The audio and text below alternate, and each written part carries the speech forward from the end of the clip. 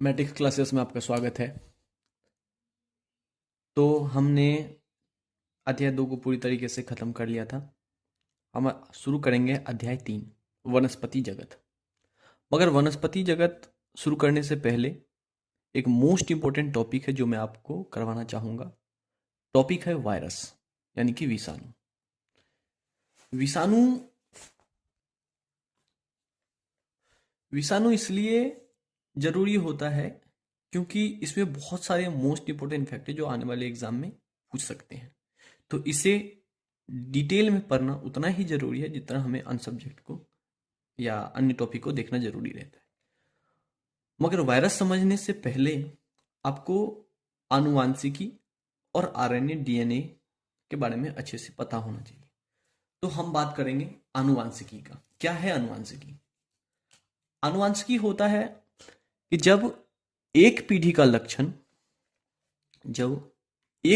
लक्षण दूसरे पीढ़ी में स्थानांतरित हो तो उसे आनुवांशिकी कहते हैं। जैसा कि आपको दिख रहा होगा कि जब एक पीढ़ी का लक्षण, जैसे मान लेते हैं कि माता और पिता का कोई भी लक्षण यदि उनके बच्चे में हो तो वो आनुवंशिकी कहलाता है, यानी कि उनके जीन का स्थानांतरण कहलाता है। हम ये बोल सकते हैं कि यदि माता पिता में से कोई एक गुण, जैसे कुछ भी हो सकता है, एक गुण उनके बच्चों में है तो इस क्रिया को आनुवंशिकी कहते हैं। तो कह सकते हैं कि लक्षण या गुणों का हस्तांतरण जीन से होता है। किससे होता है? याद रखिएगा, जीन पदार्थ से होता है जो कोशिका के अंदर, हम जब कोशिका चैप्टर पढ़ेंगे तो उसमें डिटेल में पढ़ेंगे, जो कोशिका के अंदर क्रोमोसोम में उपस्थित रहता है। क्रोमोसोम जो होता है कुछ धागे के समान संरचना होती है जिसके अंदर कोशिका मतलब केंद्र के अंदर रहता है। हम पढ़ेंगे कोशिका चैप्टर में डिटेल में। और क्रोमोसोम में ही आपके न्यूक्लिक एसिड होते हैं जिससे डीएनए आरएनए हम पढ़ेंगे आगे कि वो न्यूक्लिक एसिड ही होते हैं और वो क्रोमोसोम में उपस्थित रहते हैं। तो शुरू करते हैं। तो न्यूक्लिक एसिड बायोलॉजी में हमें, खासकर आनुवांशिकी में, हमें दो तरीके से पढ़ने होते हैं। एक है डीएनए और एक है आरएनए। तो हम सबसे पहले डीएनए के बारे में विस्तृत चर्चा करेंगे। तो डीएनए सबसे इंपॉर्टेंट फैक्ट, इसका फुल फॉर्म। डीएनए मतलब डी ऑक्सी राइबो, एन मतलब न्यूक्लिक, ए मतलब एसिड। यानी कि हम बोल सकते हैं डीएनए को डी ऑक्सी राइबो न्यूक्लिक अम्ल या एसिड। ये है क्या, किस तरीके से होता है? तो यह एक जटिल अणु है जो सभित जीवित कोशिका में आनुवांशिकी जानकारी रखता है तथा यह निर्णय करता है कि शरीर कैसे बनेगा और कैसे विकसित होगा और काम करेगा। कहने का मतलब यह है कि डीएनए क्या है? तो यह एक जटिल अणु है, जटिल पदार्थ है जो सभी जीवित कोशिका में, हम रहे जानवर, जंतु, पादप, सब जो भी जीवित है सब में यह रहता है। तो इसका काम क्या रहता है? तो यह आनुवांशिक जानकारी रखता है। आनुवांशिक जानकारी कहने का मतलब कि माता पिता में वो कौन सा गुण है, और साथ में यह निर्णय करता है कि शरीर आपका कैसे बनेगा और कैसे विकसित होगा और कैसे काम करेगा। ये डीएनए का काम है। यदि आपसे कभी पूछा जाए कि डीएनए क्या है, तो डीएनए एक जटिल अणु है जो सभी जीवित कोशिकाओं में रहता है और यह आनुवंशिक जानकारी संरक्षित रखता है जो यह निर्णय देता है कि शरीर कैसे बनेगा, कैसे विकसित होगा और कैसे काम करेगा। संरचना के तौर पे हम देखेंगे, यह एक डबल हेलिक्स संरचना है। यह डबल हेलिक्स संरचना होती है। डबल हेलिक्स कहने का मतलब यह हो गया कि यह दोहरी लड़ी वाला संरचना, जैसे कि आपको ये डायग्राम में दिख रहा होगा, ये दोहरी संरचना वाली होती है। एक ये हो गया और एक ये हो गया। तो दोहरी संरचना के बारे में, दोहरी संरचना प्रकार का होता है। तो इसमें रहता क्या है? तो इसमें रहता है फॉस्फेट, डीऑक्सीराइबोज शर्करा और 4 नाइट्रोजन क्षार। ये बहुत ही इंपॉर्टेंट क्वेश्चन है कि आखिर आपके डीएनए में क्या क्या रहता है। तो सबसे पहले यह एक डबल हेलिक्स संरचना होती है जैसा कि आपको डायग्राम में दिखाया गया है। और इसमें क्या क्या रहता है? तो इसमें रहता है फॉस्फेट। क्या रहता है? फॉस्फेट। डीऑक्सीराइबोस शर्करा, नाम से ही लग रहा होगा, डीऑक्सीराइबो न्यूक्लिक एसिड है तो राइबोस तो होगा। और 4 नाइट्रोजन क्षार। 4 नाइट्रोजन क्षार में आप देखेंगे कि ए एडिनिन, टी थाइमिन, जी गुआनिन और सी साइटोसिन। 4 रहता है। कौन कौन? ए टी जी सी। और ये जो जुड़ा रहता है, चूंकि जो नाइट्रोजनी क्षार है वो एक दूसरे से जुड़ा रहता है डबल हेलिक्स में, तो किस किस तरीके से जुड़ा रहेगा? तो देखिए, ए जुड़ा रहेगा टी के साथ, यानी कि एडिनिन जुड़ा रहेगा थाइमिन के साथ, गुआनिन जुड़ा रहेगा साइटोसिन के साथ। किस बंधन के द्वारा? यदि आपसे कभी पूछा जाएगा तो वो बंधन रहता है हाइड्रोजन बॉन्ड, यानी कि हाइड्रोजन बॉन्ड की मदद से आपका एडिनिन थाइमिन से और गुआनिन साइटोसिन के साथ जुड़े रहते हैं। यह आनुवांशिक जानकारी को संग्रहित करेगी और प्रोटीन बनाने का निर्देश देती है, क्योंकि प्रोटीन ही है जो हमारे शरीर बनाएगा, विकसित करेगा। इस कारण से डीएनए का काम बहुत ही इंपॉर्टेंट हो जाता है। हम देखेंगे इसके डबल हेलिक्स को। ये जो आपको ये लड़ी दिख रहा है, एक लड़ी ये, जैसे जैसे मेरा हाथ जा रहा है देखिए, और एक लड़ी ये कुछ इस प्रकार का। 2 लड़ी होने के कारण इसको डबल हेलिक्स बोला गया है। ये लड़ी जो है, जो आपकी जो ये वॉल दिख रहा है, ये बना होता है सुगर फॉस्फेट का, सुगर फॉस्फेट। और ये जो दिख रहा है ये कुछ इस तरीके से, ये है आपका बेस, नाइट्रोजनी क्षार।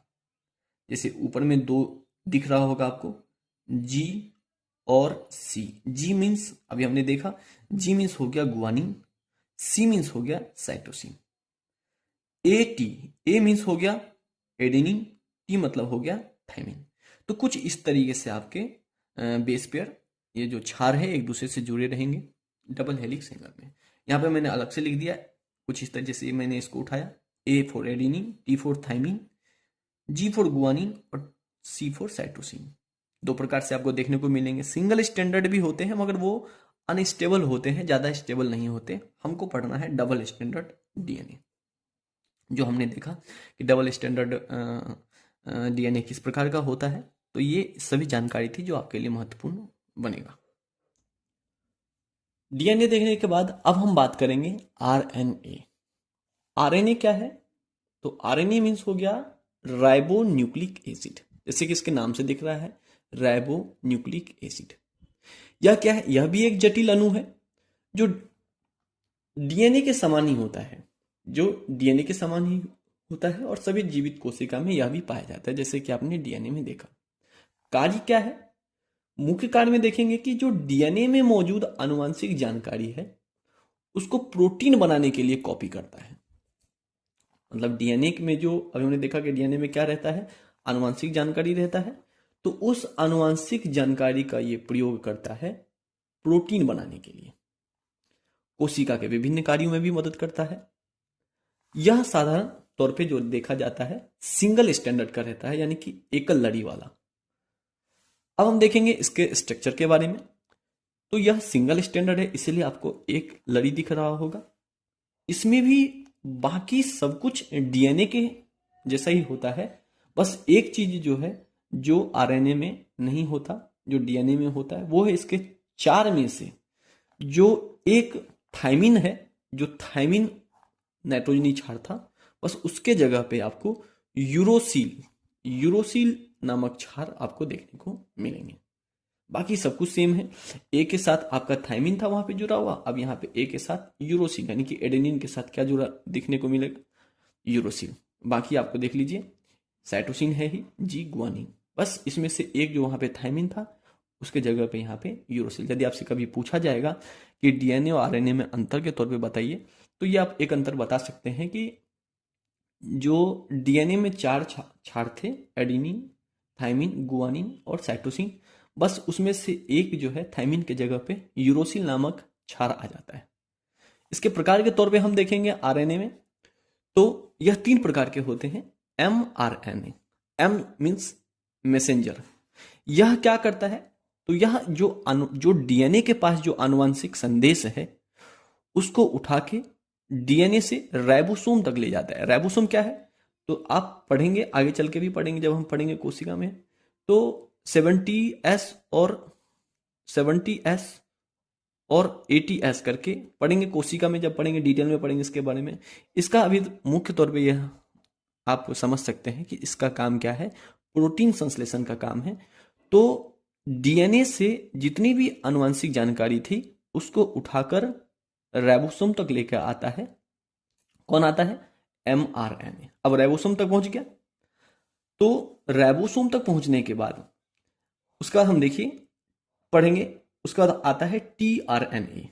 3 प्रकार का होता है, इसमें एमआरएनए क्या करेगा, मैसेज को उठा के मतलब राइबोसोम तक पहुंचाएगा। यह क्या करेगा, आरएनए, यह प्रोटीन संश्लेषण, आर मीन्स राइबोसोम आरएनए, यह क्या करेगा, प्रोटीन संश्लेषण में राइबोसोम का एक प्रमुख घटक बनाता है और उसे उत्प्रेरित करता है। एमआरएनए क्या करेगा, यह आनुवांशिक जानकारी को लेके आएगा किसके पास, राइबोसोम तक। राइबोसोम क्या करेगा, अब प्रोटीन को संश्लेषित करेगा, जिसमें इसकी मदद कौन करेगा, आरएनए। यानी कि एम लाएगा, आनुवांशिक जानकारी को लाएगा, आर क्या करेगा, इसको संश्लेषित करेगा, और टी क्या करेगा, टी ट्रांसफर आरएनए, यह अमीनो अम्ल को राइबोसोम तक पहुंचाता है। बहुत ही इंपॉर्टेंट है आरएनए। तो आरएनए में हमने क्या देखा, बाकी सब कुछ सेम है। बाकी इसमें एक चीज है कि यह सिंगल स्टैंडर्ड होता है, और थायमिन की जगह पे यहाँ पे यूरोसिल नामक आपको क्षार, नाइट्रोजनी क्षार देखने को मिलेंगे। और यह 3 प्रकार का होता है, एमआरएनए जो आनुवांशिक जानकारी को डीएनए से राइबोसोम तक लाता है, और आरएनए का मतलब होता है कि जो आनुवांशिक जानकारी राइबोसोम तक आया उसका उपयोग करके प्रोटीन का संश्लेषण करना और उसका एक घटक बनाना और उसे उत्प्रेरित करना। टीआरएनए का मतलब है ट्रांसफर आरएनए, और यह अमीनो अम्ल को राइबोसोम तक पहुंचाता है। यदि आपसे पूछेगा कि आनुवांशिक संदेश को डीएनए से कौन राइबोसोम तक लेके जाता है, तो एमआरएनए। रेप्लिकेट कौन बनाता है, यानी कि प्रोटीन को संश्लेषित कौन करता है, तो आरआरएनए। और टीआरएनए का काम हो गया अमीनो अम्ल को राइबोसोम तक पहुंचाना।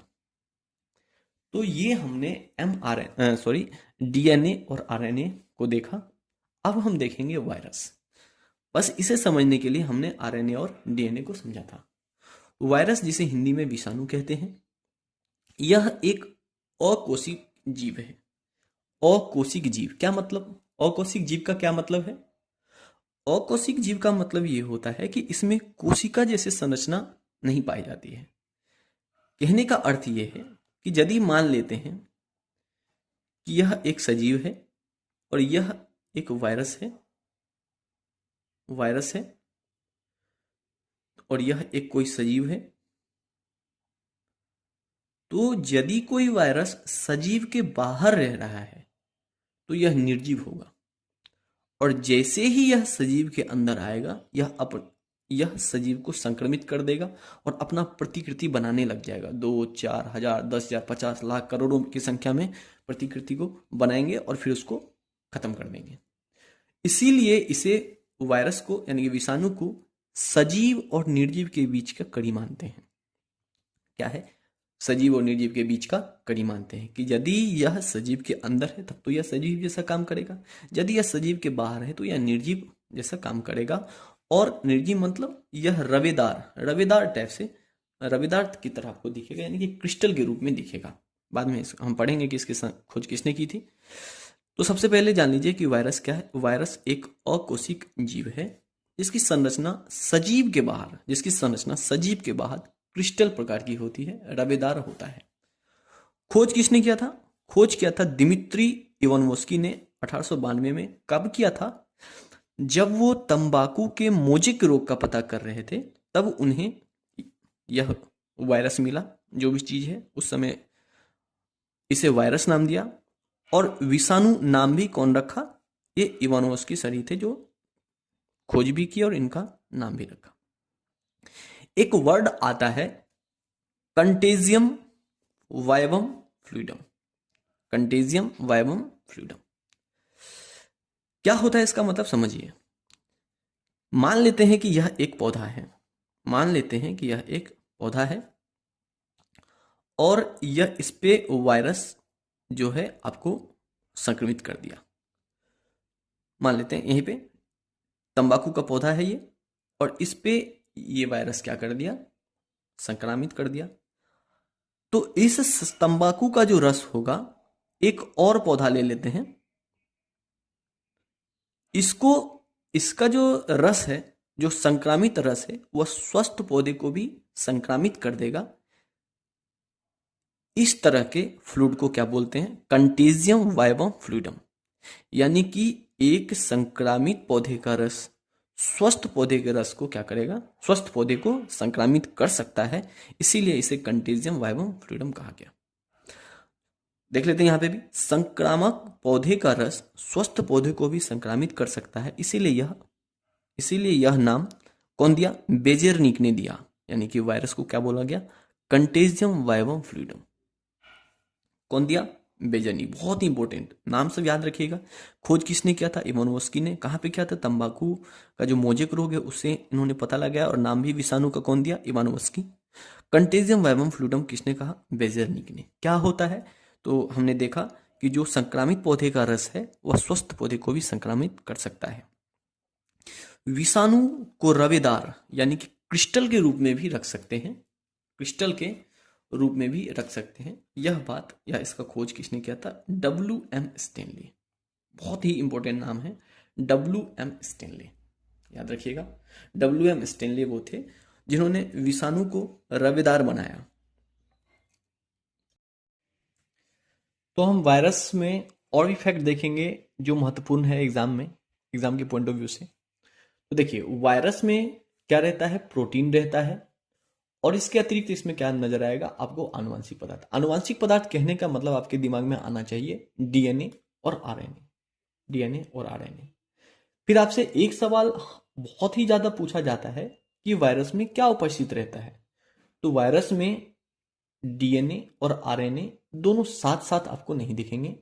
डीएनए और आरएनए यदि प्रोटीन के साथ आपको या तो डीएनए मिलेंगे या तो आरएनए, तो इस तरीके से आपको बोलना पड़ेगा कि प्रोटीन के साथ या तो आरएनए और या तो डीएनए रहता है। अब दो तरह के वायरस आपको दिखेंगे, एक पादप में और एक दिखेंगे आपको जंतु में। तो जो पादप वायरस है वो हमेशा हमेशा एक लड़ी वाला आरएनए होता है, याद रखिएगा, एक लड़ी वाला आरएनए होता है। और जितने भी जंतु वायरस होते हैं उसमें एक लड़ी भी हो सकता है और दोहरी लड़ी भी हो सकता है। तो हम बोल सकते हैं कि जंतु वायरस में एक अथवा दोहरी लड़ी वाला आरएनए अथवा डीएनए होता है। ठीक है, तो इंपॉर्टेंट फैक्ट होता है कि आपसे पूछा जाएगा कि पादप वायरस में क्या होगा, तो एक लड़ी वाला आरएनए, और जंतु वायरस में क्या होता है, एक अथवा दोहरी लड़ी वाला आरएनए और डीएनए दोनों रह सकता है। मतलब कहने का मतलब दोनों में से एक रह सकता है, या तो एक लड़ी वाला आरएनए होगा या दोहरी लड़ी वाला आरएनए होगा, या एक लड़ी वाला डीएनए होगा या दोहरी लड़ी वाला डीएनए होता है। अब इसके संरचना में देखेंगे कि इसमें क्या रहता है वायरस में। तो प्रोटीन का एक आवरण रहता है। मान लेते हैं कि यह एक वायरस है और इसका एक आवरण है। ठीक है, ये क्या है, आवरण है। तो ये जो आवरण है इसको बोलते हैं कैप्सिड। क्या बोलते हैं, कैप्सिड। तो प्रोटीन के आवरण को क्या बोलते हैं, कैप्सिड बोलते हैं। इसका मुख्य काम रहता है न्यूक्लिक एसिड को संरक्षित करना। मतलब न्यूक्लिक एसिड को ये क्या करता है, संरक्षित करता है। न्यूक्लिक एसिड कहने का मतलब क्या है कि जो हमने देखा, जो क्षार है, नाइट्रोजनी क्षार है, उसको अपने आप में क्या करता है, संरक्षित रखता है। अब ये देखते हैं, इसके एग्जाम्पल देखते हैं कि डबल स्टैंडर्ड डीएनए यानी कि दोहरी लड़ी वाला डीएनए में कौन कौन से वायरस आते हैं। तो उसमें आएगा एडिनो वायरस। नाम याद रखिएगा, बहुत ही इंपॉर्टेंट है। क्या होता है, adeno virus. Herpes virus, pox virus. Pox virus मतलब जिसमें चिकन पॉक्स आएंगे, स्मॉल पॉक्स और लार्ज जो होते हैं दोनों।